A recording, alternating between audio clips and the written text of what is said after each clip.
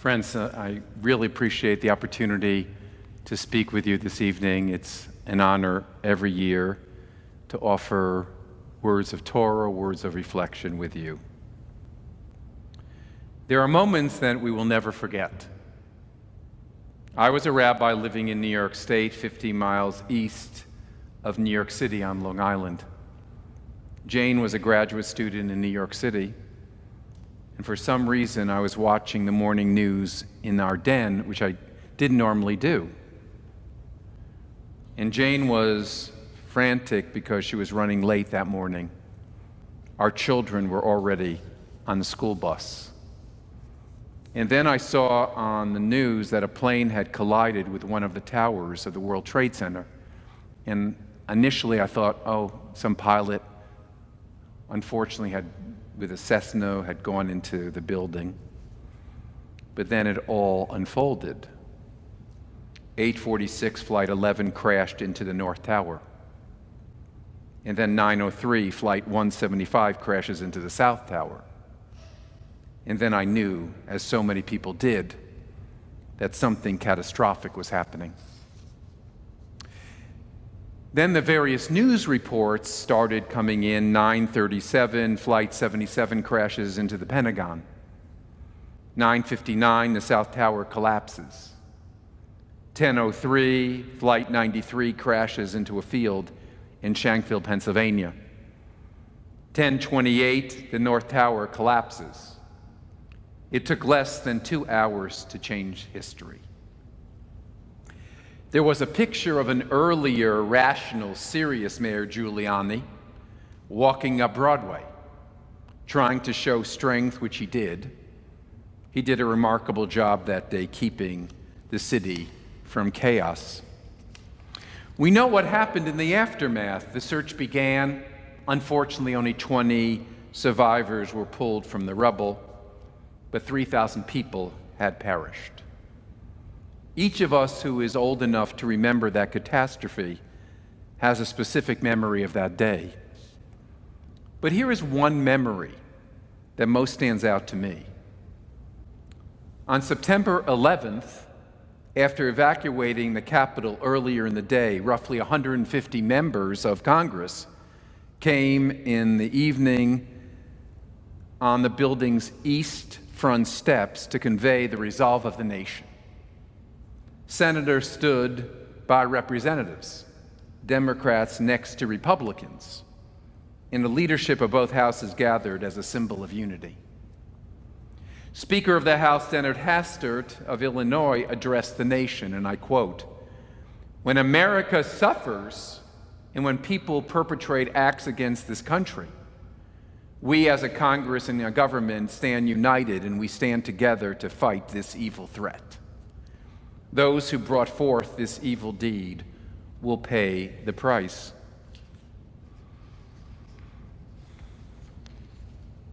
After members observed a moment of silence over the day's tragedies, those assembled broke into an impromptu rendition of "God Bless America," and tears began to flow down my face. The image of the Congress standing strong and united became an important source of inspiration in the days following the attack. Our country was damaged, but our resolve strengthened. We felt like a nation. We were all proud. We felt supportive of each other, and we will speak about that and remember 9/11 on this Shabbat. This was 20 years ago. It seems like another world. It seems inconceivable that our nation could be united like this again. That people could show such collective resolve. Compare this to what has happened to us. Take, for example, the pandemic, this COVID-19 horror show. We have yet to get our acts together. We still struggle with a collective response. Yes, people, especially in the medical profession, have shown resilience, dedication, professionalism, really chesed, the Hebrew word for sacrificial love. Teachers have made great sacrifices. Parents upended their lives. But the pandemic has revealed how fragmented we are. Mask requirements have been framed as an attack on individual liberty. No one is going to tell me what I can and cannot do. There has not been a unifying response against the plague. States among themselves scavenge for protective gear and respirators. And when public health restrictions were imposed, even many houses of worship acted in a defiant way, claiming infringement on religious liberty. I never read in rabbinic literature or in the Torah where it is implied that a person should die in the act of prayer. And then the vaccines. A miracle of scientific ingenuity, a miracle. The vaccines are not perfect, but incredibly effective. Yet there is serious resistance. And as of this afternoon, only 53.6% of Americans are vaccinated, and only 45.7% in Missouri. We never want to rob people of their liberty. That is something sacrosanct in America. Keeping government out of people's lives.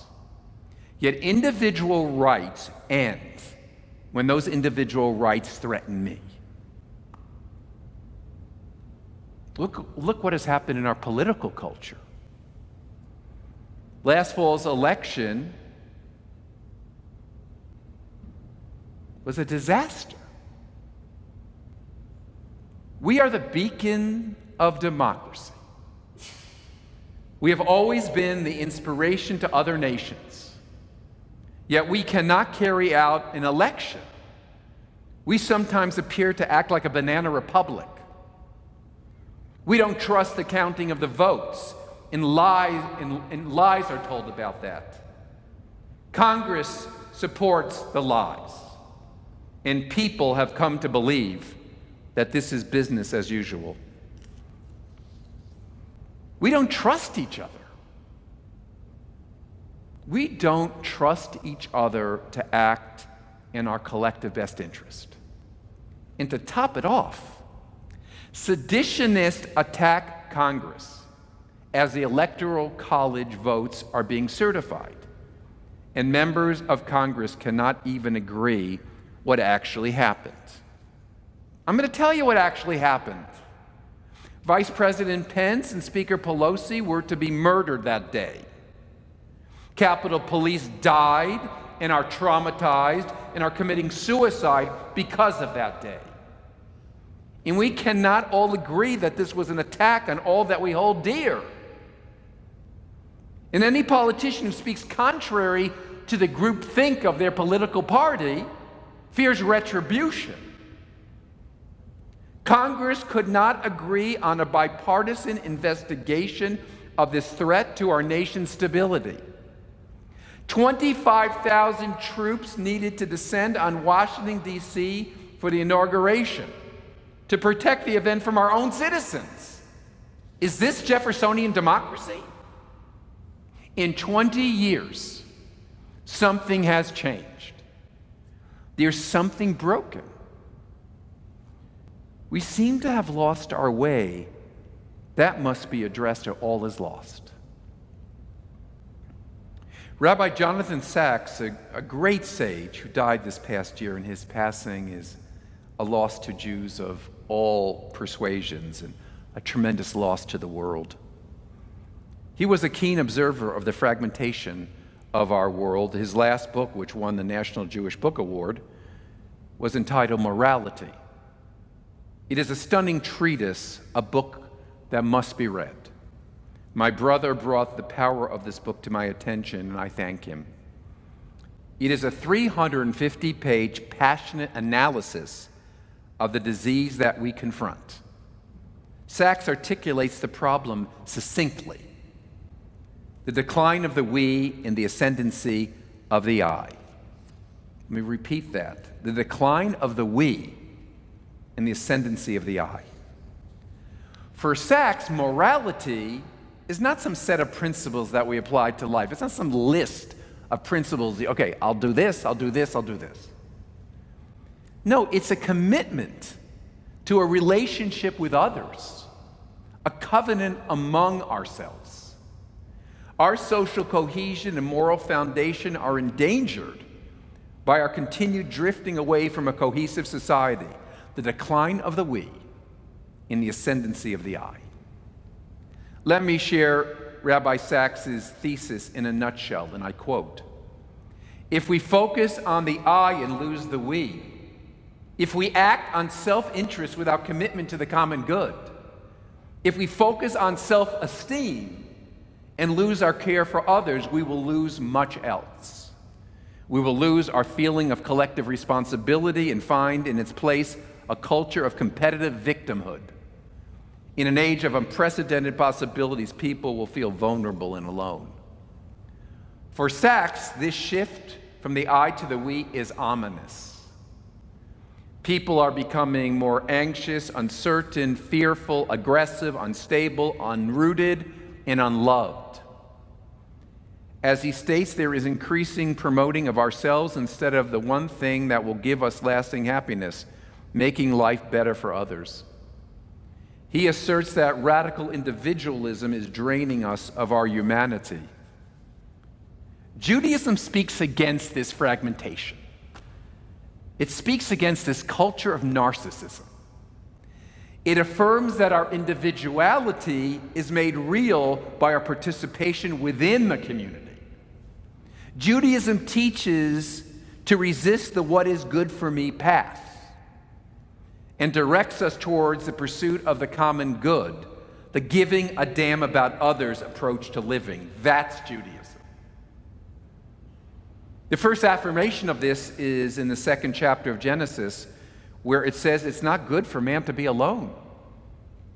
Adam has everything in the garden except human companionship. He is depressed. There is no purpose for a solitary human existence. That is why Eve is created. Life is meaningless without relationship, without mutuality. The laws of the Torah are infused with this communitarianism. The Torah's subtext is always caring about others makes us human. And here are two examples from the Torah. If you see your enemy's ass sagging under its burden, you shall not pass by, you shall surely release it with him. Simply, you help the overburdened animal get up. The principle is simple. Your enemy is also a human being. Resentment may divide you, but there is something greater than that connects you, the covenant of human solidarity. A good society will be one in which rivals do not allow their hostility to prevent them to coming to one another's assistance when they need help. That is morality. That is community over feelings. You plant crops or a vineyard. You must leave the corners of your field and vineyards unharvested. The poor must be allowed to get what they need with dignity. You were successful. Your individual initiative is to be applauded. But with success comes responsibility. Rejoice in your accomplishments, but in the end, what you do must benefit all. Prayers are to be chanted in the community. No Kaddish without 10. No Torah reading without 10. If you are needed to make a minyan, a prayer group of 10, you must attend. And in fact, in the Middle Ages, if you were to move out of town and you were the 10th person, you had to make sure there was someone to replace you before you left town. Emmanuel Levinas, a French Jewish philosopher, taught us that when we look into the eyes of another human being, we take responsibility for his humanity. That is Judaism's message to the world. Enough self-involvement, enough self-glorification, enough pointless distraction. On any given day, American teenagers 13 to 18 years old average about 9 hours in front of a screen, excluding time spent at school or for homework. Can that be healthy for a teenager? Can it be healthy for their mental health, for their engagement with the world through cultivating healthy relationships? Enough selfies already. There's something more important than looking at our own faces on social media. Must life just be a performance for others? You ask teenagers about what is success, often they answer to be famous. We have cultivated a look at me generation. Does it always need to be about the I? Depending on our perspective, different solutions will be suggested for societal ill. A politician running for office will say, let us demand a year of public service for every 18-year-old. An educator will say, let's bring back civics as a required subject so we can teach our young people about how the government works and how mutual responsibility works.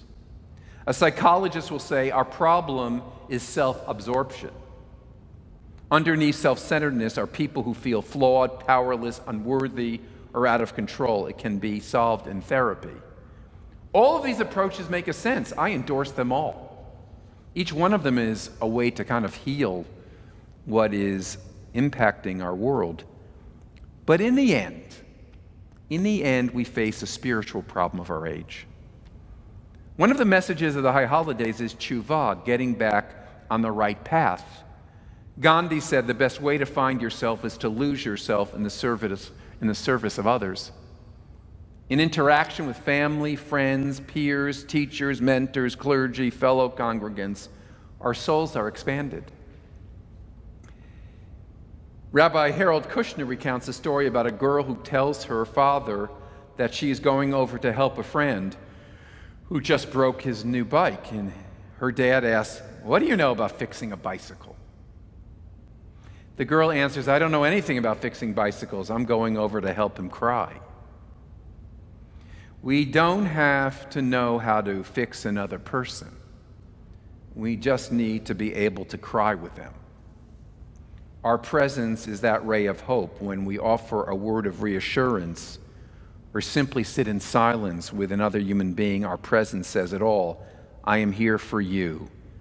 Let's you and I walk this road together.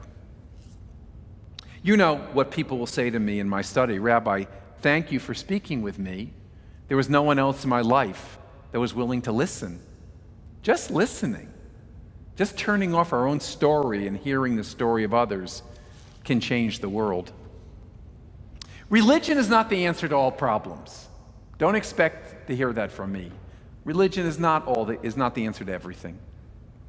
But let us never underestimate religious communities, which are spiritual magnets for bringing people selflessly together for a noble purpose.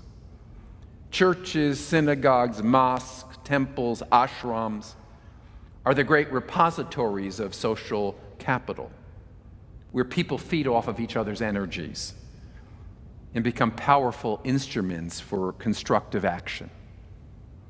Robert Putnam, a Harvard sociologist, in his book American Grace, asserts that religious Americans are simply more likely to give their time and money to others, not only within, but also beyond their own communities. There is something about the quality of human connection within congregations that cultivates decency. Your identification with this temple, with this synagogue, makes an incredible statement about who we are and the kind of world you want to nurture. Rabbi Sachs shares in his book a wonderful example of how a community understood the challenge of creating a community rooted in mutuality and morality. He takes us back to where we began, 9/11. Let me share what he says. Gander on the island of Newfoundland, Canada, was a small, quiet, relatively unknown town of 10,000 inhabitants, far away from the urban centers of a hectic world, at least until September 11th. That day, following the terrorist attack, the United States closed its airspace to incoming planes. 38 planes carrying 7,000 passengers of 97 different nationalities were forced to land at Gander International Airport. A major humanitarian challenge had suddenly been thrust on the people of the town. The passengers were exhausted, disoriented, shocked. Some had been held on airplanes for 28 hours. Many of them had no idea where they were or how to get in touch with relatives and friends to let them know that they were safe, even alive. Yet almost immediately, they encountered an unusual sense of welcome. Greeting them was a feast prepared by the people of the town. Local bus drivers who had been on strike immediately set their grievances aside to take the newcomers to the various shelters that had been prepared for them around the town, in schools, Salvation Army centers, and churches. People invited them into their homes so they could shower and refresh themselves. They provided them with linen and toiletries. Local fast food outlets supplied them with chicken and pizza and sandwiches. Children were given toys. Those celebrating a birthday were given a party and presents. Newtel, the Newfoundland's telephone company, set up in front of its offices a bank of phones so that people could get in touch with relatives free of charge. A local cable television provider set up screens in all the refuge centers so that the passengers would follow the news as it emerged. A center was set up in one of the schools providing access to emails and computers and television so that the passengers could maintain contact with their families in the world outside. When townspeople in their cars saw any of the plain people in the street, they would stop and offer them a ride to wherever they were headed. Throughout their stay, which for some lasted almost a week, the passengers were given not just food and shelter, but psychological support and human warmth. Of course, this story does not prove that all is so simple to replenish what we've lost. But when push comes to shove, I am convinced people seek lives of meaning, contribution, service, caring. We are going through a rough spot, but we can recalibrate our moral compass. Our religion is based on this belief: when pointed in the right direction, people do good. We cannot give up on that belief. Friends, this is a challenging time to give this message. We are still so separated from each other. Another year of virtual services. It was necessary but painful to decide. And we resent it. This is not how we want to live or worship or to make community. Connection is difficult during this pandemic, but we will not be deterred. Our challenge on this holy day is to affirm what Adam in the Garden of Eden discovered: not to be alone, but to become human through others. That is what Judaism teaches us. That is what we know is necessary. That is the sacred challenge of these high holy days. Let me conclude with a meditation that I wrote for this moment. God, we often lose our way. We frequently look too much into the mirror and not enough into the eyes of others. We seek to hear your voice of compassion and love. Those with whom we share this world need to hear our voices as well. Just as you are the God who is mindful of us, help us to open our eyes to the images of God you created, our fellow human beings. Your strength makes us all that we do possible. Your teachings direct us towards the right path. Guide us to the awareness of our neighbors, renew our commitment to our friends, remind us of our families who give us reason to live, cultivate in our hearts our concern for the downtrodden and forgotten, remove from our hearts the bitterness that prevents us from healing an authentic connection. And as we reach out to others, strengthen us. Make us the people you seek us to become. We believe that we can change the world. Help us make this so. And let us say, Amen.